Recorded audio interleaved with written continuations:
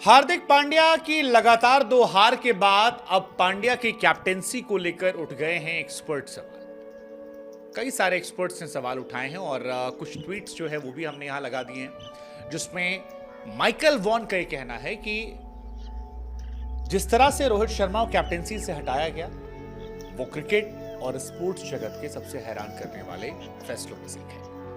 आसान शब्दों में वो हार्दिक पांड्या पर तंज कस रहे हैं और मुंबई इंडियंस की फ्रेंचाइज के ओनर्स पर तंज कस रहे हैं। लेकिन कई और एक्सपर्ट हैं जिन्होंने हार्दिक के हार को लेकर सवाल खड़े किए, और ये सवाल खड़े भी होने चाहिए क्योंकि लगातार 2 मैचेस में हार एक ऐसी टीम जो बहुत ही पावरफुल ऑन पेपर नजर आ रही है, ऊपर से कैप्टन का लीडिंग फ्रॉम द फ्रंट की जगह पर फिनिशर की जगह पर फिनिश कर देना, ये सारे सवाल हैं क्योंकि बाकी सब 200 के स्ट्राइक रेट से खेल रहे थे। हार्दिक वाज द ओनली वन जिन्होंने 120 का स्ट्राइक रेट मेंटेन किया, 24 रन 20 बॉलों पर। यही सारे सवाल चल रहे हैं। केविन पीटरसन जो एक और दिग्गज प्लेयर रहे हैं, अपने जमाने के खतरनाक प्लेयर रहे हैं, बहुत जबरदस्त प्लेयर थे, उनकी तरफ से भी एक पोस्ट आया कि हार्दिक पांड्या जो है वो इस दिन को भूलना चाहेंगे। ऐसा लगा कि Hardik Pandya as a captain clueless थे, मतलब उनके पास कोई प्लान नहीं था मैच को लेकर। मैंने कभी भी क्रिकेट में इस तरह की खराब परफॉर्मेंस मुंबई इंडियंस से नहीं देखी थी और मैं नहीं सोच सकता था कि मुंबई इंडियंस इतना खराब खेल सकती है। अब ये जो क्लूलेस वाली बात है, इसके पीछे कई रीजन है। जैसे पहला मैच जब गुजरात टाइटन के सामने था तो हार्दिक पांड्या ने ओपनिंग गेंदबाजी की थी। इस मैच में 17 साल के मफाका से ओपनिंग गेंदबाजी करा दी गई, वो क्लूलेस थी। 10 ओवर में जब आप पिट पिटाकर 150 के पार चले गए थे, तब भी आपने बुमराह से सिर्फ 1 ओवर करना। आप जानते थे कि आपके पास एक बॉलर है जिसका नाम जसप्रीत बुमराह है, जो शुरुआत में जो बड़े बल्लेबाज सारे चुके हैं, जिसमें ट्रेविस हेड का नाम था, उन्हें कंट्रोल कर सकता था, या जब अभिषेक शर्मा के रन बनने लगे थे तब उन्हें कंट्रोल कर सकता था। 1 ओवर आपने ट्राई भी किया था तीसरे चौथे ओवर में, जब आपने मफाका की जगह लगाया और प्रेशर बना, अगले मैच में अगले ओवर में हार्दिक को विकेट मिल गया। लेकिन जसप्रीत बुमराह से ओवर ना करवाना, 17 साल के लड़के पर भरोसा देना, ये कई सालों का मान है। और बीच में तो हार्दिक ने ऑलमोस्ट कैप्टेंसी भी छोड़ दी थी, कैप्टेंसी रोहित शर्मा करते नजर आ रहे थे। तो तमाम लोगों के मन में ये भी सवाल है कि भाई क्या ये सही तरीका था, और शायद यही वजह है कि पीटरसन को कहना पड़ा कि Hardik Pandya would like to forget this day, looked completely clueless as a captain today, I haven't seen this kind of performance from Mumbai Indians ever. ये अपने आप में एक बड़ा स्टेटमेंट है। इवन अंबाती रायडू तो 2 कदम और आगे बढ़कर उन्होंने बोल दिया, और अंबाती रायडू ने बहुत ही बेबाकी से, साफगोई से कह दिया कि मैंने अपने आंखों से या टीवी देखते हुए कभी भी मुंबई इंडियंस को इतनी खराब गेंदबाजी करते नहीं देखा। ये बहुत बड़ा स्टेटमेंट है कि एक प्लेयर जिसने मुंबई इंडियंस के लिए सालों साल खेला है, जिसने मुंबई के साथ ट्रॉफी जीती है, जो मुंबई के साथ काफी लॉयल रहा, वो खुल कर कह रहा है कि मैंने मुंबई को इतना घटिया खेलते नहीं देखा।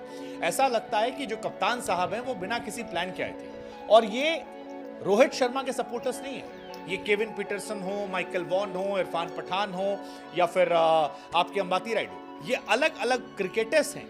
As a fan, as a analyst, अगर आप हम पर सवाल उठाते हो, किसी फैन पर उठाते हो, चलो एक बार आप कह सकते हो कि आपकी लाइकिंग डिसलाइकिंग होती है, बट खिलाड़ियों में खुलकर कहना, और ये तमाम लोगों ने एक एनालिस्ट के तौर पर कहा कि I haven't seen Mumbai Indians bowling this bad in my career, seems like Hardik Pandya hasn't come up with any plan. Hardik के पास कोई प्लान नहीं था, वो सिर्फ मैच खेलने आए थे। और बीच में हमने ये देखा भी कि हार्दिक पांड्या जो थे वो एक्चुअली में कैप्टेंसी जो है रोहित से करवा रहे थे, अपने कंधे झुका दिए थे। इवन अंबाती ने बीच में कहा भी कि रोहित जिस तरह से नए बच्चों से बात करते हैं, जिस तरह से उन्हें फील कॉन्फिडेंट कराते हैं, आप कंपेयर नहीं कर सकते रोहित शर्मा को हार्दिक पांड्या से। ये अपने आप में एक सवाल निशान था। Even for that matter Irfan Pathan का भी एक बोल्ड स्टेटमेंट आया है, जिसमें इरफान ने भी कहा कि आपके बॉलर लगातार पिट रहे हैं और आपको अगर विकेट चाहिए तो आप बुमराह को क्यों नहीं ला रहे हो। और ये सवाल दरअसल इसलिए खड़ा हो रहा था क्योंकि जसप्रीत बुमराह को 10-11 ओवर तक होल्ड पे रखा गया। आपने 160 प्लस रन करवा लिए स्कोर बोर्ड पर। आप जानते हैं T20 क्रिकेट में 160 कितना बड़ा स्कोर होता है। पहला वाला मैच गुजरात ने 160 के आसपास पर मुंबई को रन बनाने से रोक लिया, और आप इतने रन पिटने के बावजूद आप अपने प्राइम बॉलर को, जिससे आपको विकेट निकलवाना चाहिए, जिससे आपको प्रेशर बनाना चाहिए, जो पावर प्ले में आप पर कहर बरपाता, आपने उसको छिपा कर रखा है।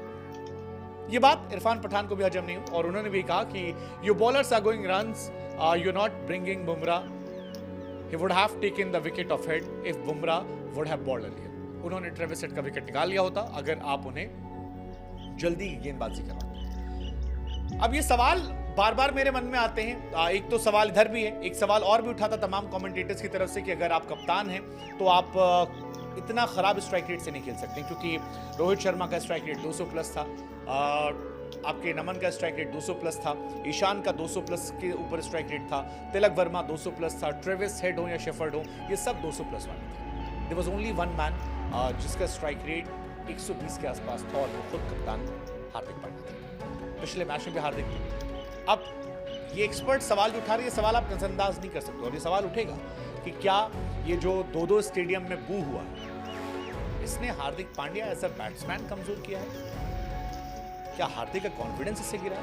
ये सवाल बड़े इंपॉर्टेंट हैं, और ये तंज, ये बातें आगे और बढ़ेंगी। हालांकि मुंबई के लिए अच्छी बात है कि अगले 4 मैचेस जो हैं वो होम कंडीशंस में हैं। आपको मुंबई में खेलना है, वानखेड़े में खेलना है, जहाँ राजस्थान रॉयल्स, दिल्ली कैपिटल्स, इसके बाद आरसीबी और फिर सीएसके से मुकाबला है। हालांकि उसमें भी 3 मुकाबले खासतौर पर राजस्थान, आपका आरसीबी और सीएसके, वो आसान नहीं रहने वाला, क्योंकि वो बराबरी की टीम है।